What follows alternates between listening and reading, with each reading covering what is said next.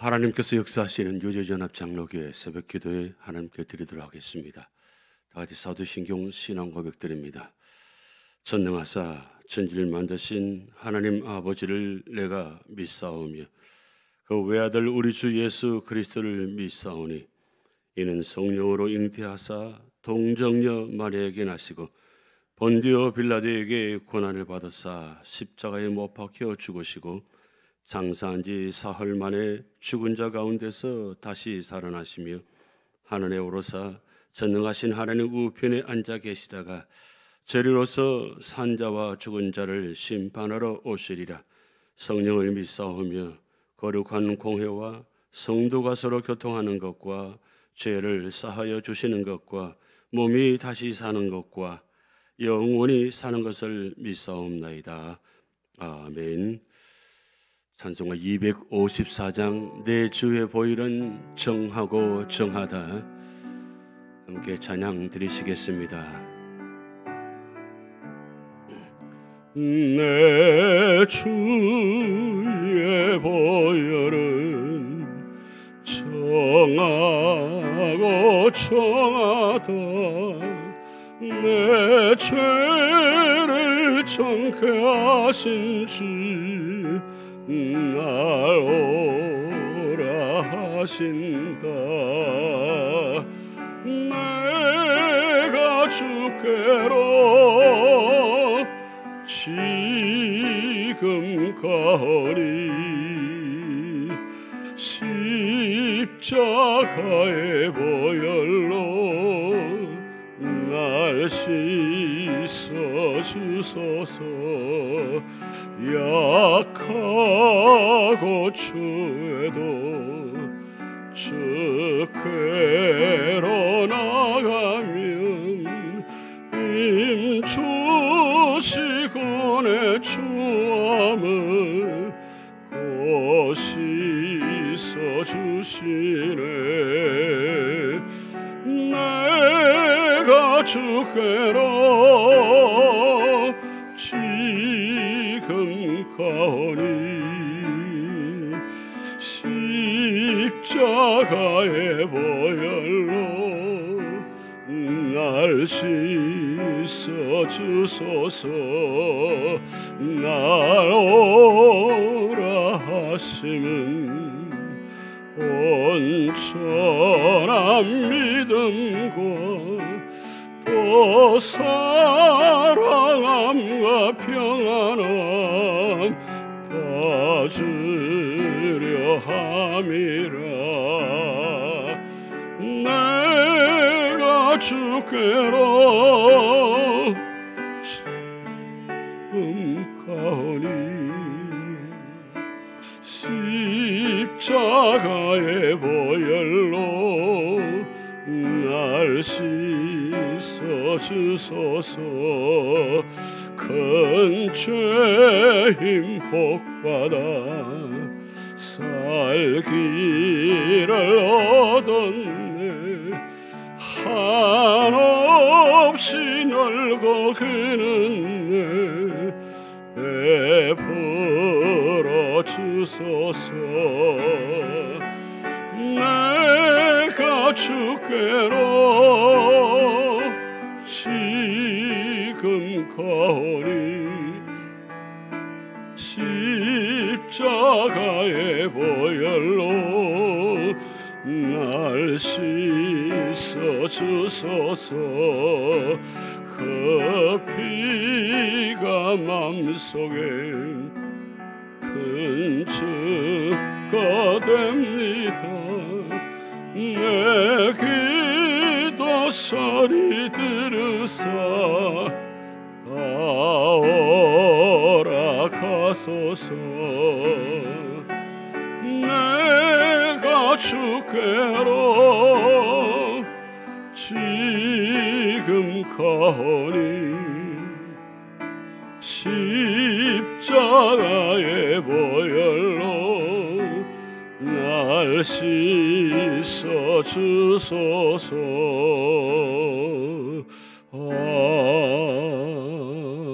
아멘. 기도하시겠습니다. 하나님 아버지, 지난 한 주간도 우리 교회와 우리 가정과 우리 사업장과 직장과 또한 흩어져 있는 우리 사랑하는 자녀들 출입을 지켜주시고 주님께서 우리와 함께 하심으로 말미암아 그 주님의 은혜와 축복 가운데 살아오게 하시고 이제 거룩한 성회를 앞두고 이 새벽에 기도의 자리, 예배의 자리를 지키신 은혜 주심을 감사드립니다. 오늘도 우리 전에 속한 모든 주의 성도들을 연로하신 어른부터 어린아이들까지 영혼과 육신을 지켜주셔서 주님의 은혜를 사모하며 거룩한 성회를 준비할 수 있도록 하나님 역사하여 주시옵소서. 하나님께 집중하게 하시고 말씀에 집중하게 하시고 기도에 집중함으로 말미암아 이 악하고 어두운 세상 속에서 고통과 고난과 질병과 아픔 가운데 주님 주신 은혜로 말미암아 믿음으로 승리하게 하시고 우리 삶의 자리마다 하나님의 역사와 함께 하심으로 말미암아 우리 모든 자리가 하나님 뜻을 이루는 자리가 되도록 하나님 역사하여 주시옵소서. 오늘도 하나님의 선하시고 기뻐하시고 온전한 뜻이 무엇인지 분별하며 사는 자리가 되게 하시고 우리 삶의 자리마다 하나님 나라가 이루어지는 그런 놀라운 축복이 있게 하여 주시옵소서. 오늘도 우리의 생각과 우리의 마음과 우리 모든 것을 주장하여 주셔서 내 뜻대로 살지 않게 하시고 하나님 뜻대로 살 수 있는 자리가 되게 하여 주셔서 그래서 모두가 모든 삶의 자리마다 놀라운 영혼 구원의 역사가 나타나러 축복하여 주시옵소서. 이 아침에 말씀 앞에 있습니다. 말씀 가운데 하나님의 놀라운 음성을 듣게 하시고 축복받는 은혜 받는 자리가 되게 하여 주시옵소서. 감사드리며 예수님의 이름으로 축복하며 기도하옵나이다. 아멘.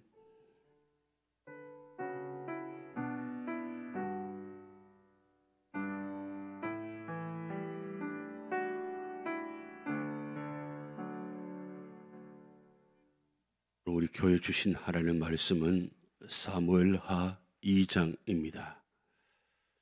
한 절씩 교독하시겠습니다. 그 후에 다윗이 여호와께 여쭈어 아뢰되 내가 유다 한 성읍으로 올라가리이까? 여호와께서 이르시되 올라가라. 다윗이 아뢰되 어디로 가리이까? 이르시되 헤브론으로 갈지니라. 다윗이 그의 두 아내 이스라엘 여인 아히노암과 갈멜 사람 나발의 아내였던 아비가일을 데리고 그리로 올라갈 때에 또 자기와 함께한 추종자들과 그들의 가족들을 다윗이 다 데리고 올라가서 헤브론 각 성읍에 살게 하니라. 유다 사람들이 와서 거기서 다윗에게 기름을 부어 유다 족속의 왕으로 삼았더라. 어떤 사람이 다윗에게 말하여 이르되 사울을 장사한 사람은 길랏 야베스 사람들이라 하매 다윗이 길랏 야베스 사람들에게 전령들을 보내 그들에게 이르되 너희가 너희 주 사울에게 이처럼 은혜를 베풀어 그를 장사했으니 여호와께 복을 받을지어다. 너희가 이 일을 하였으니 이제 여호와께서 은혜와 진리로 너희에게 베푸시기를 원하고 나도 이 선한 일을 너희에게 갚으리니 이제 너희는 손을 강하게 하고 담대히 할지어다. 너희 주 사울이 죽었고 또 유다 족속이 내게 기름을 부어 그들의 왕으로 삼았음이니라 하니라. 사울의 군사령관 네리의 아들 아브넬이 이미 사울의 아들 이스보셋을 데리고 마하나임으로 건너가 길르앗과 아술과 이스라엘과 에브라임과 베냐민과 온 이스라엘의 왕으로 삼았더라. 사울의 아들 이스보셋이 이스라엘 왕이 될 때에 나이가 40세이며 2해 동안 왕위에 있으니라. 유다 족속은 다윗을 따르니 다윗이 헤브론에서 유다 족속의 왕이 된 날 수는 7년 6개월이더라. 넬의 아들 아브넬과 사울의 아들 이스보셋의 신복들은 마하나임에서 나와 기본에 이르고 스루야의 아들 요압과 다윗의 신복들도 나와 기본 목가에서 그들을 만나 함께 앉으니 이는 못 이쪽이요 그는 못 저쪽이라. 아브넬이 요압에게 이르되 원하건대 청년들에게 일어나서 우리 앞에서 겨루게 하자. 요압이 이르되 일어나게 하자 하매 그들이 일어나 그 수대로 나아가니 베냐민과 사울의 아들 이스보셋의 편에 12명이요 다윗의 신복 중에 12명이라. 각기 상대방의 머리를 잡고 칼로 상대방의 옆구리를 찌르며 일제히 쓰러진지라. 그러므로 그곳을 헬갓 핫소림이라 일컬었으며 기본에 있더라. 그날에 싸움이 심히 맹렬하더니 아브넬과 이스라엘 사람들이 다윗의 신복들 앞에서 패하니라. 그곳에 스루야의 세 아들 요압과 아비새와 아사헬이 있었는데 아사헬의 발은 들로루같이 빠르더라. 아사헬이 아브넬을 쫓아 달려가던 다대 좌우로 치우치지 않고 아브넬의 뒤를 쫓으니 아브넬이 뒤를 돌아보며 이르되 아사헬이 너냐 대답하되 나노라. 아브넬이 그에게 이르되 너는 왼쪽으로나 오른쪽으로 나가서 청년 하나를 붙잡아 그의 군복을 빼앗으라 하되 아사헬이 그렇게 하기를 원하지 아니하고 그의 뒤를 쫓으며 아브넬이 다시 아사헬에게 이르되 너는 나 쫓기를 그치라. 내가 너를 쳐서 땅에 엎드러지게 할 까닭이 무엇이냐. 그렇게 하면 내가 어떻게 내 형 요압을 대면하겠느냐 하되 그가 물러가기를 거절하며 아브넬이 창 뒤 끝으로 그의 배를 찌르니 창이 그의 등을 꿰뚫고 나간지라.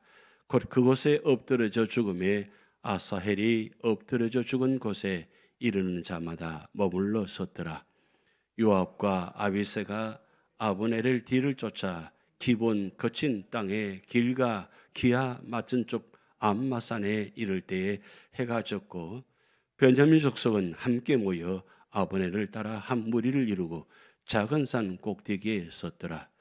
아브넬이 요압에게 외쳐 이르되 칼이 영원히 사람을 상하겠느냐. 마침내 참혹한 일이 생길 줄을 알지 못하느냐. 내가 언제 무리에게 그의 형제 쫓기를 거치라 명령하겠느냐. 요압이 이르되 하나님이 살아계심을 두고 맹세하노니 내가 말하지 아니하였다면 무리가 아침에 각각 다 돌아갔을 것이요 그의 형제를 쫓지 아니하였으리라 하고 요압이 나팔을 불매 온 무리가 머물러 서고 다시는 이스라엘을 쫓아가지 아니하고 다시는 싸우지도 아니하니라. 아브넬과 그의 부하들이 밤새도록 걸어서 아라바를 지나 요단을 건너 비들은 온 땅을 지나 마하나임에 이르니라. 요압이 아브넬 쫓기를 거치고 돌아와 무리를 다 모으니 다윗의 신복 중에 19명과 아사헬이 없어졌으나 다윗의 신복들이 베냐민과 아브넬에게 속한 자들을 쳐서 360명을 죽였더라. 무리가 아사헬을 들어 올려 베들레헴에 있는 그의 조상 묘에 장사하고 요압과 그의 부하들이 밤새도록 걸어서 헤보렌에 이른 때에 날이 밝았더라. 아멘. 사무엘하 2장은 다윗이 드디어 유다의 왕이 되는 장면입니다. 어제가 무슨 날입니까? 미국에 살면 날짜 개념도 다 잊어버렸을 텐데 어제는 6.25 전쟁 72주년 됩니다. 저는 전쟁 세대가 아니기 때문에 기억을 안 할 것 같은데 이상하게도 이런 기념일은 또 기억이 나요. 왜냐하면 어릴 적부터 이 전쟁 이야기를 또 많이 들었고 또 우리 조국 대한민국 출신들은 다 누구나 다 6.25 전쟁을 잊을 수가 없잖아요. 여기 계신 분들은 다 6.25 전쟁을 겪으신 분들이고 또 베트남 전쟁을 겪으신 분들이고 그래서 전쟁이 얼마나 참혹한가를 너무나 잘 알고 있기 때문에 그래서 전쟁 이야기하면 우리가 또 알아야 되고 또 왜 전쟁을 일어났는지 또 왜 전쟁이 우리에게 무슨 교훈을 주는지는 우리가 알아야 되잖아요. 그래서 이 전쟁 이야기가 어떻게 보면 흥미로운 이야기 같은데 우리 성경 이야기도 보면 다 전쟁 이야기가 많이 있습니다. 이 6.25 전쟁을 통해서 많은 교훈이 있지만 그중에 6.25 전쟁에서 승리할 수 있는 비결 중에 한 가지 바로 인천 상륙작전이잖아요. 인천 상륙작전이 없었더라면 아마도 우리 대한민국이 존속이 되었을까, 없어졌지 않겠나, 그렇게 이야기들 합니다. 근데 그 인천 상륙작전을 작전 계획을 세우고 진행한 사람은 메가더 장군이잖아요. 그 메가더 장군이 지금 인천에서 수모를 당하고 있습니다. 동상을 아예 없애버리려고 하고 있고 그 동상에다가 온갖 것을 다 해가지고 참 처참한 모습이 있죠. 그런데 인천 상륙작전을 제가 메가더 장군을 이야기한 이유가 뭐냐면 메가더 장군이 퇴간 후에 전쟁 기자들이 메가더 장군에게 이렇게 물었다고 합니다. 당신은 전쟁을 어떻게 생각하느냐고. 그렇게 물을 때에 이 메가더 장군이 유명한 말을 했어요. 뭐라고 이야기했냐면 전쟁은 신학의 문제이다. 전쟁은 신학의 문제이다. 굉장히 어려운 대답이죠. 여러분 신학이 무엇입니까? 하나님 이야기하는 거잖아요. 왜 그러면 메가더 장군이 전쟁은 신학의 문제이다라고 했느냐? 결국 인간들의 죄 때문에 일어나는 것이 전쟁이라는 거예요. 죄 때문에 전쟁이 일어나서 죄로 말미암아 모두가 다 죽게 되는 것이 전쟁입니다. 그래서 전쟁은 절대로 일어나서는 안 돼요. 왜 전쟁이 일어나서 안 됩니까? 무고한 사람들이 희생하기 때문입니다. 한 사람의 죄로 말미암아 많은 사람들이 죽게 되는 것이 전쟁입니다. 그럼 왜 메가더 장군이 전쟁의 신학의 문제이다 그 이야기했는가? 그것은 하나님을 제대로 믿고 하나님을 안다면 전쟁이 일어날 수가 없다는 거예요. 그런데 하나님을 인정하지 않고 죄의 문제가 더 크다 보니까 결국 전쟁이 일어나서 그 전쟁으로 말미암아 모든 사람이 죽게 되는 거죠. 그래서 전쟁의 신학의 문제다. 이건 단순히 전쟁 한 사건만뿐만 아니고 우리 신앙생활에도 굉장히 중요한 부분입니다. 신앙의 삶은 올바른 신앙의 삶은 바로 신학이 바로 정립이 되어야 된다. 제가 지난주에 말씀드렸죠. 신학이 잘못되면 신앙이 잘못되고 신앙이 잘못되면 삶의 문제가 된다 그랬어요. 결국 신앙생활하는데 하나님을 제대로 알지 못하고 하나님을 믿지 못하면 우리 신앙생활이 다 잘못되는 거예요. 신앙생활이 잘못되면 삶의 자체도 다 문제가 되어지는 겁니다. 교회가 왜 그러냐고요? 믿는 사람이 왜 그러냐고요? 이야기하죠. 무엇 때문입니까? 교회가 왜 문제가 되어집니까? 왜 교회 다니는 사람들 문제가 되어집니까? 그것은 신학이 잘못됐다는 거죠. 그것은 하나님을 제대로 믿지 않기 때문에 하나님이 주관하고 하나님이 다스리고 하나님께서 인도하시는 교회가 되지 않으면 교회도 무너진다는 거예요. 그리고 교회 안에 들어온 모든 성들도 하나님의 교회에서 하나님을 알지 못하고 하나님을 제대로 믿지 않으면 그 성도도 문제가 되고 그 문제가 되어지면 교회가 다 무너지고 그러면 교회만 무너질 뿐 아니라 삶의 자체도 다 무너진다는 거죠. 우리 모두가 다 경험했잖아요. 체험했잖아요. 그렇다면 우리가 어떻게 살아갈 것인가? 바로 하루를 살아도 그리고 말씀 보면서 하나님이 어떤 분인가? 왜 하나님께서 이 말씀을 기록하셔서 우리에게 주시는가? 왜 우리가 하나님을 믿어야 되는가? 그 이야기를 우리가 사무엘상하를 통해서 우리가 말씀을 보고 있습니다. 사무엘상을 통해서 많은 말씀을 드렸습니다. 그런데 한 단어라도 우리가 기억된다면 얼마나 좋겠습니까? 어제 이야기를 우리가 기억하면 얼마나 좋겠습니까? 어제 우리 사무엘하 1장에 무슨 말씀을 기억하셨습니까? 사무엘하 1장에 나타난 그 1장에 어떤 말씀을 기억하고 계십니까? 여러분, 하나님 말씀을 기억하지 못하면 우리가 어떻게 이 세상을 살아갈 수 있을까요? 여러분, 그래서 사도 바울이 로마서 12장 2절에 너희는 이 세대를 본받지 말고 오직 마음을 새롭게 함으로 변화를 받아 하나님의 선하시고 기뻐하시고 온전한 뜻이 무엇인지 분별하라 그랬어요. 여러분, 하나님 뜻을 분별하려면 이 세대를 본받아서는 안 됩니다. 이 세대를 왜 본받지 말라냐? 이 세대는 악한 세대이기 때문입니다. 악한 세상이기 때문입니다. 그러면 이 악한 세상 속에서, 이 어지러운 세상 속에서 우리가 하나님 뜻을 하려면 마음을 새롭게 함으로 변화를 받아야 돼요. 이 변화를 받으려면, 마음을 새롭게 하고 변화를 받으려면 하나님이 나를 다스리셔야 돼요. 하나님 나를 주관하셔야 돼요. 성령 하나님이 내 안에 계셔야 돼요. 그래서 내 생각과 마음을 변화시켜 주셔야 돼요. 그래서 변화시켜 주셔서 오직 하나님께 집중하고 하나님을 제대로 알고 하나님을 제대로 믿으면 그 순간에 하나님 뜻이 무엇인지를 말씀하시는 거예요. 그러면 하나님 뜻이 무엇입니까? 세 가지. 하나님 뜻은 선하시고 기뻐하시고 온전하신 거예요.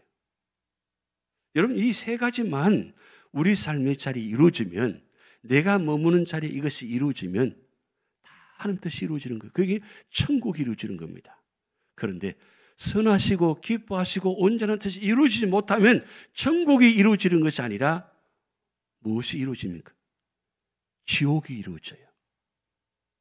우리가 천국이 어떤 곳인지 지옥이 어떤 것인지 요한계시록에 마태복음에 기록되어 있잖아요. 우리는 왜 천국 가려고 하는 거예요? 어제도 갑작스럽게 우리 전도사님 아버님이 쓰러지셔서 깨어나지 못하시고 그렇게 지금 계시는 상태에 있습니다. 이다니엘 전도사님, 갑작스럽게 쓰러지시면, 깨어나지 못하시면 어떻게 돼요? 하나님 부르심 받게 되잖아요. 그런데 갑작스럽게 다들 일어나는 일들입니다. 예고된 것이 아니라 어느 순간에 갑작스럽게 사건이 생기고 사고가 생기고, 나는 그러려고 하지 않잖아요. 그런데 갑작스럽게 뭐가 뛰어들어와요. 그럼 내가 부지불식간 나도 모르게 그런 사고가 날 수 있는 거잖아요. 우리 모든 삶의 자리에 어떤 삶의 자리를 살고 가는가 참 중요합니다.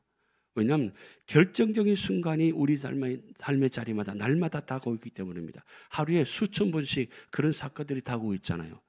다행히도 아무 일이 없으면 그럼 영원토록 없는가요? 아니잖아요. 오늘 또 우리 삶의 자리에 어떤 일이 날지 아무도 몰라요.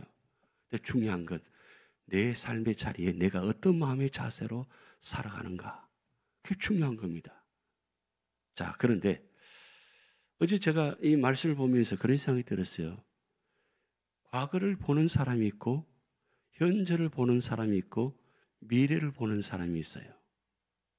자, 여기서 과거를 보는 사람, 현재를 보는 사람, 미래를 보는 사람이 현재 내가 어떤 마음의 상태에 있는가, 어떤 생각을 하고 있느냐에 따라서 과거와 현재, 미래가 결정되어집니다. 내가 하나님 앞에서 사는 사람은 언제나 과거를 볼 때 어떻게 해석합니까? 그런 가운데 있었지만 다 하나님의 은혜입니다. 그리고 과거의 은혜를 기억하는 사람은 오늘 현재 삶의 자리에도 힘들고 어려워도, 그래, 과거를 통해서 나를 인도하신 그 하나님의 은혜, 오늘 또 호흡을 할 수 있고, 그리고 운전해서 교회 새벽에 나올 수 있다는 이 자체만 하나도 하나님의 은혜입니다. 그러면서 우리 앞에 놓여진 미래에 하나님 그렇게 될 줄 믿습니다. 아멘? 되어지잖아요. 그런데 내가 하나님 앞에 살지 않고 사람 앞에 내 중심으로 사는 사람은 과거를 기억할 때 뭘 기억합니까? 하나님의 은혜보다는 고난밖에 기억하지 않습니다. 그때 그 사람, 그때 그 일, 이게 과거에 사로잡혀가지고 헤어나오지 못합니다. 언제나 그래서 그 과거의 그 모습 가지고 현재를 적용하고 미래를 적용해요. 그러니까 얼마나 불행한 삶을 삽니까?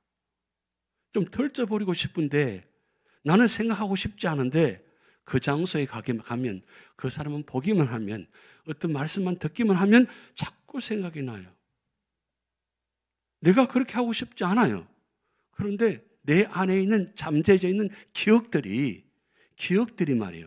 나를 깨우치게 만들어요. 근데 뭘 기억하고 있느냐? 어떤 것을 기억하고 있느냐? 사도 바울이 왜 과거의 것을 다 베스볼로 여기고 다 하나님의 은혜미라고 고백하는 이유가 무엇입니까? 과거에 사도 바울이 어떻게 살았습니까? 사도 바울만 그렇게 살았어요? 과거에도 우리도 그렇게 살았잖아요. 그런데 주님을 만나고 난 후에 주님이 내 안에 계시고 주님 안에 살아가니까 과거의 모든 것의 해석들이 어떻게 해석되어집니까? 분명히 잘못된 삶을 살았어요. 용서할 수 없는 삶을 살았어요. 그런데 그 모든 것 다 하나님 은혜를 체험하고 나니까 내가 왜 그렇게 살았는지를 회개하게 되고 그리고 그렇게 살 수밖에 없었던 이유를 깨닫게 되는 거죠. 오늘의 내가 이 자리에 있게 된 건 과거에 내가 있었기 때문에 오늘 내가 이 자리에 있는 거예요. 그러면 내가 과거에 어떻게 살았냐가 중요한데 그러면 오늘 내가 이 시점에서 뭘 과거를 생각하고 뭘 현재를 생각하고 뭘 미래를 생각합니까? 결국 하나님의 은혜를 생각하는 사람은 과거, 현재, 미래가 해석이 되어진다는 거예요. 그래서 기독교 은혜는 해석의 은혜입니다. 그 무엇을 어떻게 해석하느냐? 은혜를 해석하는 겁니다. 믿음으로 해석하는 게 중요합니다. 제가 이렇게 말씀드리면 오늘 이 다윗 왕이 과거를 해석하고 현재를 해석하고 미래를 해석하는 게 아주 탁월합니다. 탁월해요. 여러분 우리가 사울의 모습도 보았잖아요. 다윗의 모습도 보았잖아요. 어제 그래서 주제가 사울과 다윗입니다. 사울과 동시대에 다윗은 같이 동시에 살았습니다. 근데 사울은 어떤 모습으로 살았습니까? 다윗은 어떤 모습으로 살았어요? 똑같은 동시에 살아가면서 왜 사울은 그렇게 살아야 되느냐? 그러면 다윗은 어떻게 해서 그렇게 살아갈 수 있었느냐? 한 가지, 하나님께 집중하느냐, 하나님께 집중하지 않느냐, 그 차이점이에요. 사울은 하나님께 집중하지 않았어요. 오직 사람에게 집중했어요. 오직 한 사람에게만 집중했어요. 그런데 다윗은 한 사람에게 집중하지 않고 하사건에 집중하지 않고 그 기가 막힌 상황 속에서도 누구에게 집중했어요? 하나님께 집중했어요. 그래서 잠언 3장 5절 6절 제가 굉장히 좋아하는 말씀인데 우리 모두가 다 꼭 기억해야 될 말씀입니다. 같이 읽어봅니다. 너는 마음을 다하여 여호와를 의뢰하고 내 명철을 의지하지 말라. 너는 범사에 그를 인정하라. 그리하면 내 길을 지도하시리라. 여러분 이 말씀 얼마나 놀라운 말씀이에요. 왜 마음을 다해서 여호와를 의뢰해야 되고 내 명철을 의지하지 말아야 되고 왜 범사에 그를 인정해야 되고 해야 되는 이유 아십니까? 내 길을 지도하시기 때문입니다. 지도하신다는 말은 지키신다, 인도하신다, 보호하신다, 축복하신다 의미가 담겨 있는 겁니다. 그렇게 살아가는 사람은, 집중하는 사람은 무슨 일을 만나든지 어떻게 결정할 때 결정적인 순간에 하나님께 질문해요.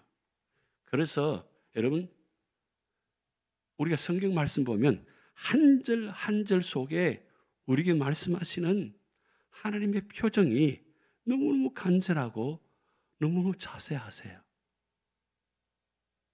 여러분 우리가 한 장 한 장 우리가 성경을 읽어나가는데 이 한 장 한 장 읽을 때도 한 번 읽고 두 번 읽고 세 번 읽으면 말씀이 달라 보입니다. 근데 한 번 읽고 지나가면 지나가집니다. 그런데 한 번 읽고 다시 또 한 번 읽고 그리고 다시 한 번 또 읽습니다. 이걸 바로 묵상이라고 해요. 묵상은 자꾸 되새김질하는 겁니다. 말씀이 이해될 때까지 깨달을 때까지 묵상하고 또 묵상하면 그 속에 말씀이 나를 사로잡아 주세요. 그러면 말씀이 내 안에 들어오면 말씀이 나를 이끌어가요. 말씀이 나를 이끌어요. 자, 그래서 오늘 이 사무엘하 2장을 통해서 다윗을 통해서 우리가 중요한 교훈을 받게 되는데 2장 1절이 다윗의 전체 모습입니다. 다윗의 전체 삶의 모습이에요. 다윗은 언제나 하나님께 질문한 게 아닙니다. 다윗도 인간적으로 결정해서 서두러서 그 다음에 급해서 그렇게 할 때가 있었어요. 그렇지만 그럼에도 다윗은 언제나 뭐요? 이 자리에 있었어요. 1절 우리가 여러분 천천히 한번 읽어봅니다.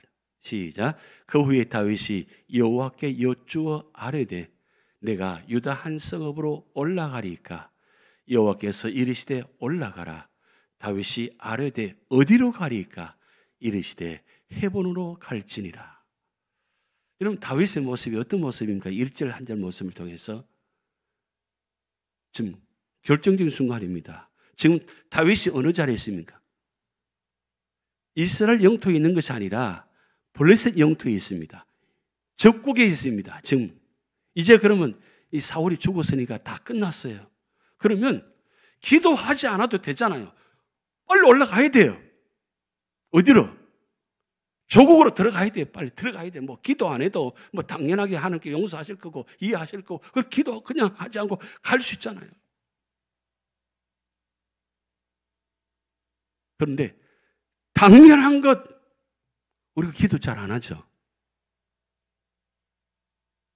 꼭 어려울 때 어떤 사건이 당할 때 기도하지 평소에 하나님 이렇게 했으면 좋겠습니까? 하나님 저렇게 했으면 좋겠습니까? 하나님 이 길인데 어떻게 했으면 좋겠습니까? 하나님 이렇게 직분을 맡기려고 하는데 맡아야 되겠습니까? 하나님 이 일을 하려고 하는데 사업장 일은 이런데 우리 가정에 자녀들이 있는데 하나님 어떻게 했으면 좋겠습니까? 여러분 그 당연한 일들인데 이 당연한 거 기도하고 하십니까? 아니면 그냥 내 살아온 대로 내 경험대로 내 지식대로 하고 있는지. 여러분 기도하지 않고도 그냥 빨리 조국을 가면 되잖아요. 그런데 다윗이 뭐라고 합니까? 어디에 갑니까? 라고 묻지도 않고 어디로 가 어떻게 하면 됩니까? 어느 성으로 올라갑니까? 아예 지명하지 않고 여러분 다윗이 마음속에는 뭐 어디 있었을까요? 어느 지역을 생각하고 있을 것 같아요? 다윗이 고향으로 가고 싶을 거 아니에요. 고향이 어디예요? 다윗의 고향? 예루살렘입니다. 베들레헴. 다 같은 지역 가까운 곳에 있습니다. 그런데 다윗은 베들레헴으로 올라갈까요? 묻지 않았어요. 어디로 올라갈까요? 그러니까 어느 곳에 가든지 어느 지역이든지 하나님께서 말씀하시면 가지 않는다는 뜻이에요. 움직이지 않는다는 뜻입니다. 그리고 묻잖아요. 올라가라고 했습니다. 그럼 가면 되잖아요. 자기가 생각대로 한 대로 가면 되잖아요. 그렇게 하지 않습니다. 어디로 가리까? 그럴 때 하나님이 뭐라고 말씀합니까? 헤브론으로 갈지니라 그랬어요. 자, 그러면 여러분 당연한 것도 기도하는 다윗의 모습 이거 우리가 배워야 된다는 거죠. 상식적인 것, 그 하나님께 기도했던 다윗입니다. 그러니까 다윗이 이렇게 할 수 있던 것은 영적으로 민감해진다는 뜻입니다. 영적으로 민감해졌다는 뜻은 하나님 앞에 살아가는 사람이었다는 거죠. 여러분 가게 문을 여실 때 아니면 무슨 일을 할 때 하나님 기도하면서 문을 열고 문을 닫고 그리고 기도하면서 그 일을 하나님께 아뢰고 그리고 그 하나님께 주신 말씀을 가지고 은혜를 갖고 그렇게 살아갈 때 모습이 다르지 않겠습니까? 영적으로 민감해야 된다는 거예요. 그런데 보세요. 유다 사람들이 와서 거기서 다윗 기름을 부어 유다 족속으로 왕으로 삼았더라. 자, 여기서 우리가 꼭 기억하실 것은 왜 하나님께서 헤브론으로 가라고 했냐? 여러분 헤브론 하면 무슨 생각 듭니까? 헤브론. 헤브론은 유명한 성지잖아요. 헤브론. 이 헤브론은 갈렙이 45년 동안 마음을 품고 45년 만에 여호수아에게 이야기를 해서 그 산지를 내게 주소서 하고 그리고 올라가서 점령한 곳이 헤브론입니다. 왜 그러면 갈렙이 이 헤브론을 그렇게 원했느냐? 40일 정탐하면서 모든 지역들을 다 보았습니다. 그런데 그 지역 중에서 이 헤브론만큼은 갈렙에게는 마음이 꽂힌 거예요. 왜 마음이 꽂혔느냐? 거기에 누가 묻혀 있었습니까? 아브람과 이삭과 야곱의 가족 무덤이 묻혀 있는 곳입니다. 여러분, 이 헤브론은 다른 지역보다 높이가 약 높은 지역입니다. 약 900m 이상이 되는 높은 지역이고 굉장히 넓은 지역입니다. 그러면 지금 다윗과 함께한 사람들이 몇 명입니까? 용사만 600명이에요. 용사만 600명이면 그에 따르는 가족들이 있잖아요. 그러면 일반적으로 신학자의 이야기가 그때 당시에 유다 이 다윗과 함께한 사람들의 숫자가 약 3,000명에서 4,000명쯤 된다 그랬어요. 그러면 이 3,000명에서 4,000명 되는 숫자가 갑자기 어느 지역을 들어가야 돼요? 아무나 들어갈 수가 없잖아요. 그러면 아무 데나 들어가면 그곳이 뒤집어집니다. 그런데 이 헤브론은 넓은 지역에다가 높은 지역에다가 거기다가 아브람과 이삭과 야곱의 성지가 있는 곳이고 그리고 거기는 물과 기름이 아주 풍부한 곳입니다. 하나님께서 왜 헤브론으로 가라고 말씀하셨는가? 그것은 바로 하나님께서 약속하신 땅, 그것도 아브람과 이삭과 야곱을 통해서 주신 약속의 말씀이 성취되는 그곳을 다윗이 올라가서 하나님의 약속의 말씀을 성취하는 자리로 인도하시기 위해서 헤브론으로 갈지라고 말씀했다는 뜻입니다. 이 축복은 하나님의 질문했기 때문에, 하나님의 말씀에 순종했기 때문에, 하나님의 말씀대로 따라가기 때문에 이런 축복이 있었다는 사실이에요. 그래서 헤브론에서 어떻게 됐습니까? 다윗이 기름 부음을 받게 되고 거기서 7년 6개월 동안 통치하게 됩니다. 유다 왕으로서. 오늘 우리 삶의 자리에 우리에게 주시는 교훈이 무엇입니까? 우리가 무엇을 하든지 하나님께 물으시라는 겁니다. 그러면 하나님께서 우리가 생각하는 이상한 놀라운 것을 예배해 놓으신 겁니다. 그럼 그 예배한 것을 우리가 받아야 되잖아요. 누려야 되잖아요. 축복을 받아야 되잖아요. 근데 자꾸 우리 인간의 생각이 짧아서 성급해서 빨리 결정해서 잘못해가지고 항상 실수하는 그런 모습들이 있잖아요. 그래서 이 다윗의 이 모습, 이 사무엘 한 2장의 이 모습이 사실은 다윗의 원래의 모습이에요. 언제나 삶의 자리마다 그가 하나님께 물을 때마다 승리했어요. 근데 하나님께 묻지 않을 때는 반드시 다윗도 실패했습니다. 여러분, 다윗도 가장 악한 자의 모습을 나타낼 때가 있었잖아요. 그래서 그 실수로 인해 가지고 자녀들에게 수모를 당하고 그리고 그걸로 인해 가지고 결국은 어떤 일이 나면 전쟁이 일어나잖아요.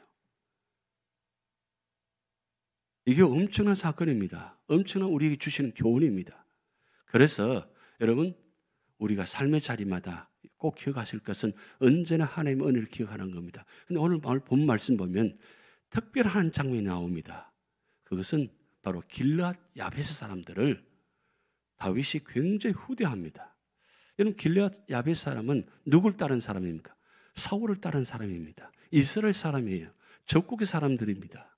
그런데 왜 다윗이 이토록 길르앗 야베스 사람들의 후대 축복합니까? 여러분, 길르앗 야베스 사람들이 왜 사울 왕을 그 시선을 거두은 줄 아십니까? 여러분, 사무엘상 마지막 장에 그렇게 기록되어 있잖아요. 길르앗 야베스 사람들이 사울의 수금을 듣고 가서 시선을 거두었다 이야기했어요. 그런데 왜? 길르앗 야베스 사람들이 은혜를 받았거든요. 사울을 통해서. 언제 은혜를 받았냐?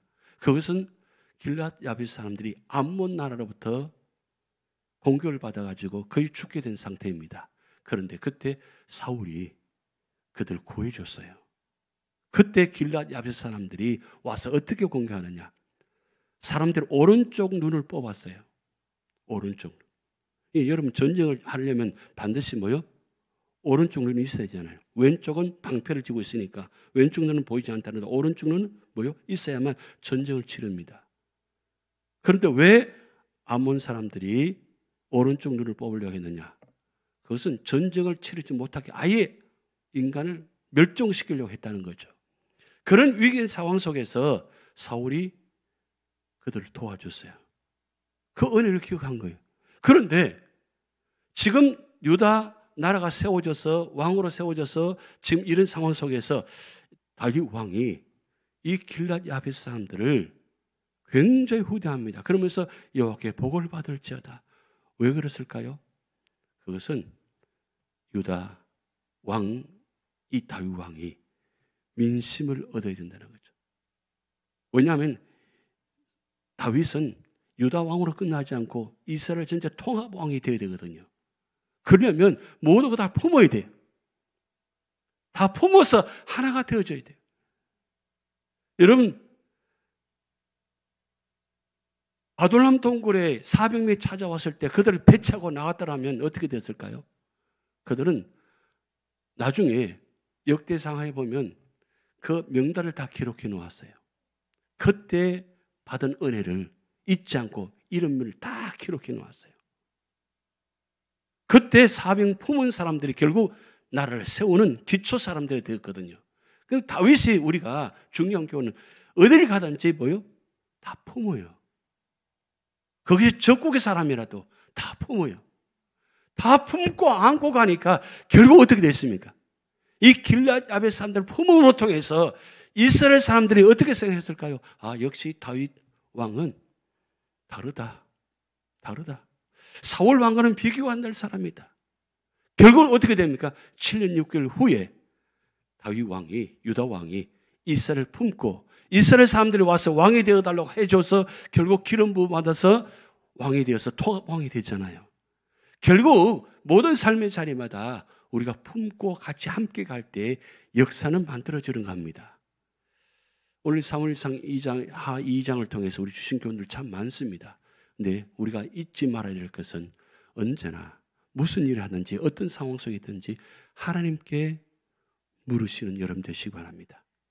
그러면 분명히 하나님께서 말씀하실 것입니다. 그러면 한 발자국 한 발자국 움직이면 하나님께서 헤브론을 준비해 놓으셨이 여러분을, 우리 교회를 놀라운 축복의 자리로 준비해 놓은 것을 우리를 받게 될 것입니다. 이 축복이 여러분과 함께 하시기를 주님을 축복드립니다. 다 같이 기도문 하시겠습니다.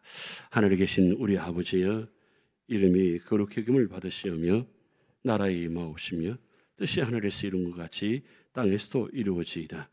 오늘날 우리에게 일용할 양식을 주옵시고 우리가 우리에게 죄전자를 사하여 준 것 같이 우리 죄를 사하여 주옵시고 우리를 시험에 들게 하지 마옵시고 다만 악에서 구하옵소서. 대개 나라와 권세와 영광이 아버지께 영원히 있사옵나이다.